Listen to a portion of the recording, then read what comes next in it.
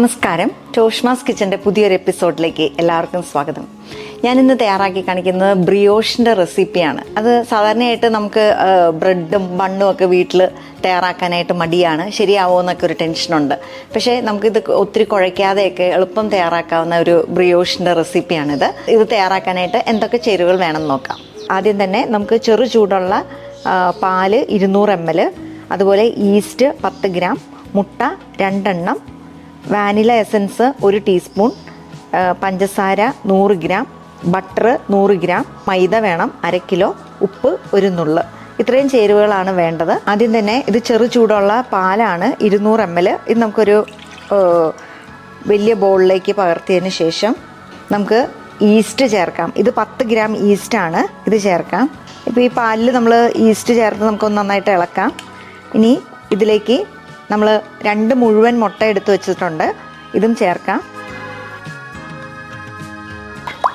ഇനി ഇതിലേക്ക് നമ്മൾ പഞ്ചസാര ചേർത്ത് കൊടുക്കണം. ഇത് 100 ഗ്രാം പഞ്ചസാര എടുത്ത് വെച്ചേക്കുന്നതാണ്.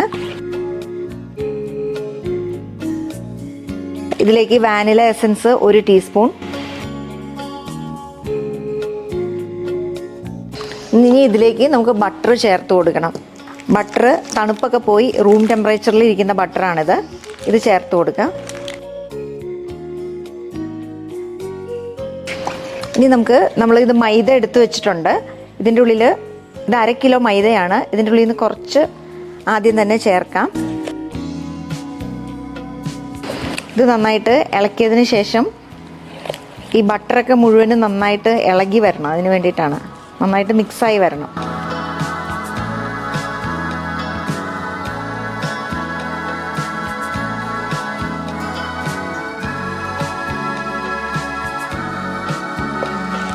നമുക്ക് ബാക്കി ബട്ടറും കൂടിയും ചേർക്കാം.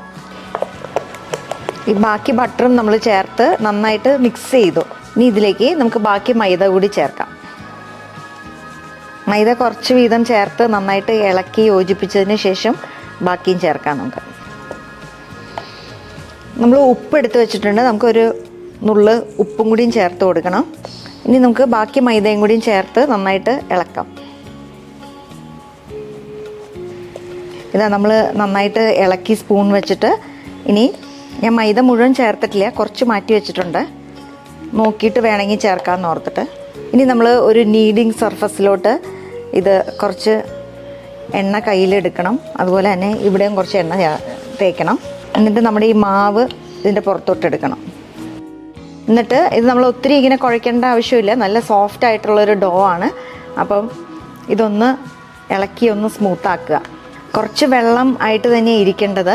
നിങ്ങൾക്ക് വേണമെങ്കിൽ കുറച്ചുകൂടി മൈദ ചേർത്ത് കൊടുക്കാം. ഞാൻ 1/2 കിലോ എടുത്ത് വെച്ചെങ്കിലും മുഴുവനും ചേർത്തില്ല.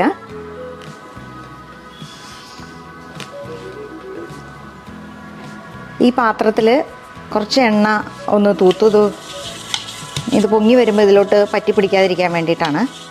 എന്നിട്ട് നമ്മുടെ ഈ മാവ് ഞാൻ ഒത്തിരി ബലമായിട്ടോ ഒത്തിരി മുറുക്കിയൊന്നും കുഴച്ചിട്ടൊന്നുമില്ല.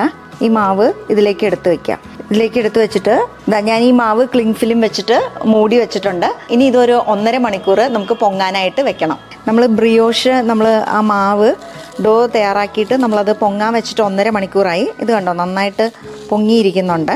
ഇനി എന്ത് ചെയ്യണമെന്ന് വെച്ച് കഴിഞ്ഞാൽ നമ്മളൊരു മാറ്റ് എടുത്തിട്ട് ഇതിലേക്ക് ഒന്ന് കുറച്ച് എണ്ണ പുരട്ടി കൊടുക്കണം. ഒട്ടിപ്പിടിക്കാതിരിക്കാൻ വേണ്ടിയിട്ടാണ് നമ്മൾ എണ്ണ ചേർക്കുന്നത്. എന്നിട്ട് നമ്മൾ ഈ പൊങ്ങിയ മാവിൻ്റെ കൂട്ട് ഇതിലേക്ക് ചേർക്കാം. ഇനി ഈ മാവ് നമ്മളിങ്ങനെ ഒരു ലോഗ് ഇങ്ങനെ നീളത്തിൽ നമ്മളൊന്ന് ഉരുട്ടി വെക്കണം. നമ്മളിനി ഒരു 8 പീസായിട്ട് ഇതൊന്ന് കട്ട് ചെയ്യണം.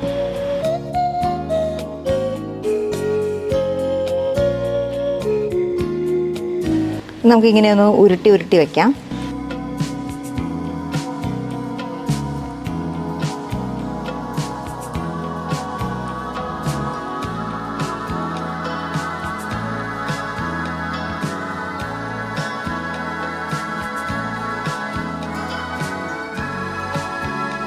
നമ്മളിനി റെഡിയാക്കി വെച്ചേക്കുന്ന ഈ ബോൾസ് ഇത് മുഴുവൻ നമ്മളിങ്ങനെ ഈ ഒരു പാത്രത്തിലോട്ട് മാറ്റാം.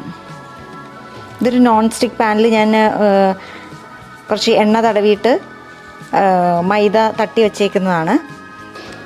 ഇത് നമ്മൾ ഇങ്ങനെ ആക്കി ബോൾസായിട്ട് റെഡിയാക്കി വെച്ചിട്ടുണ്ട്. 8 ബോൾസ് ആക്കി വെച്ചിട്ടുണ്ട്. ഇത് നമുക്കിനി ഒന്ന് കവർ ചെയ്ത് ഒരു അരമണിക്കൂർ വെക്കണം. അപ്പം കുറച്ചുകൂടി ഒന്ന് പൊങ്ങും. നമ്മളിത് അരമണിക്കൂറായി വെച്ചിട്ട് ഇത് കണ്ടോ, ഇത് ഒന്നുകൂടി പൊങ്ങിയൊക്കെ ഇരിക്കുന്നുണ്ട്. ഇനി നമ്മളൊന്ന് എഗ് വാഷ് ചെയ്യണം. അതിന് വേണ്ടിയിട്ട് ഇത് ഒരു മുട്ട എടുത്ത് വെച്ചേക്കുന്നതാണ്.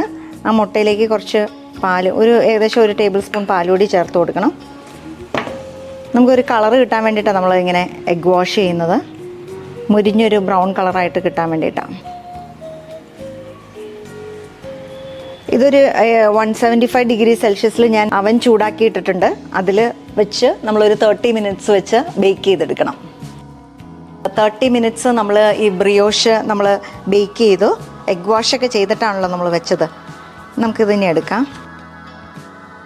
ഇതാണ് നല്ല സോഫ്റ്റായിട്ടുള്ള ബ്രയോഷ് റെഡി ആയിട്ടിരിക്കുന്നുണ്ട്. ഇത് ബട്ടറും ജാമും ഒക്കെ തേച്ച് നമുക്ക് ബ്രേക്ക്ഫാസ്റ്റ് ആയിട്ടോ അല്ലാതെ സ്നാക്സ് ആയിട്ടൊക്കെ കഴിക്കാവുന്നതാണ്. തീർച്ചയായിട്ടും കുട്ടികൾക്ക് വലിയവർക്കും ഒക്കെ ഇഷ്ടമാവും. അപ്പം ഇതുപോലെ ബ്രിയോഷും ബ്രെഡും ബണ്ണും ഒക്കെ നമുക്ക് വീടുകളിൽ തന്നെ വളരെ എളുപ്പത്തിൽ തയ്യാറാക്കി എടുക്കാവുന്നതേ ഉള്ളൂ. മറ്റൊരു നല്ല റെസിപ്പിയുമായി അടുത്ത എപ്പിസോഡിൽ നമുക്ക് വീണ്ടും കാണാം. അതുവരേക്കും it's me Toshma signing off.